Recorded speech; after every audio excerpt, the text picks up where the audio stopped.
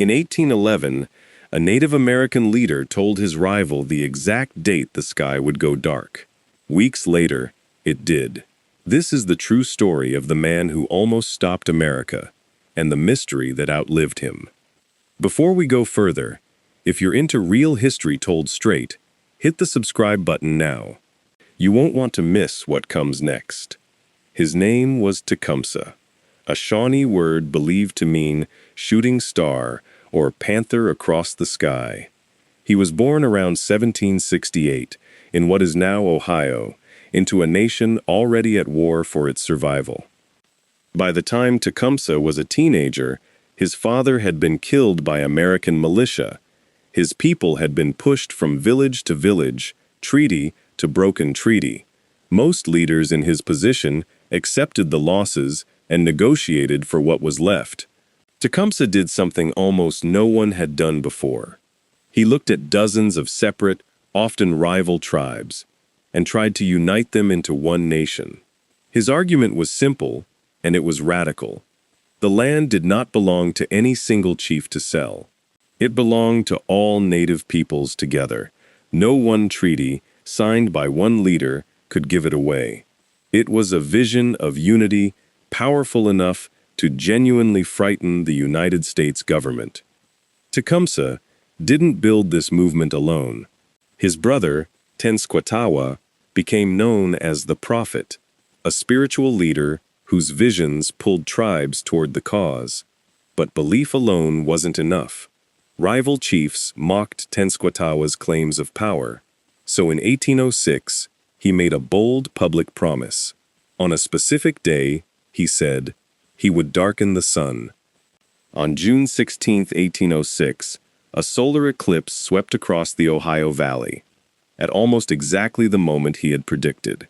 Historians generally agree the brothers likely had advanced knowledge of the eclipse, possibly through contact with American or British sources who tracked such events.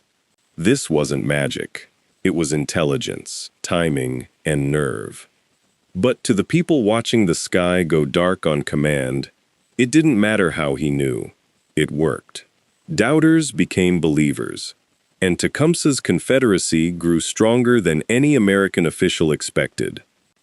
By 1812, war between the United States and Britain had broken out, and Tecumseh made a fateful decision. He allied his confederacy with the British, believing they offered his people's best chance to hold the line against American expansion. At Fort Detroit, Tecumseh fought alongside British General Isaac Brock, and together they pulled off one of the most audacious bluffs in North American military history. Badly outnumbered, Brock and Tecumseh marched their combined forces past the fort in plain view of the Americans, then looped them back out of sight and marched them past again and again, making a small force look like an overwhelming one. The American commander, convinced he faced a massive army, surrendered Fort Detroit without a real fight. It was a battle won almost entirely through psychology, and it made Tecumseh, in the eyes of both allies and enemies, a name to be feared. But the alliance that made him a legend was about to cost him everything. General Brock, the one commander who treated Tecumseh as a true equal, was killed weeks later at the Battle of Queenston Heights. His replacements did not share his respect or his strategy. By the autumn of 1813, the tide had turned. British forces were retreating through Upper Canada, and Tecumseh's confederacy retreated with them, increasingly abandoned, increasingly alone. On October 5, 1813, at the Battle of the Thames, in present-day Ontario, American forces led by William Henry Harrison, the same man Tecumseh had opposed for years, caught up with the retreating army. The British line collapsed almost immediately. Tecumseh's warriors held their ground. And somewhere in the chaos of that battlefield, Tecumseh was killed. He was roughly 45 years old. Here is where the story turns strange, because what happened next is genuinely disputed by historians to this day. American soldiers claim to have found Tecumseh's body on the field. Some accounts, widely reported afterward, allege the corpse was mutilated, pieces of skin allegedly taken as souvenirs, but no one could definitively identify which body was actually his. Native accounts state that Tecumseh's warriors secretly recovered and hid his remains that same night, specifically to protect him from exactly this kind of desecration. To this day, no confirmed grave has ever been found. The man who tried to unite a continent vanished from history at the exact moment of his death. And here is the part that turned Tecumseh from a historical figure into a piece of American folklore.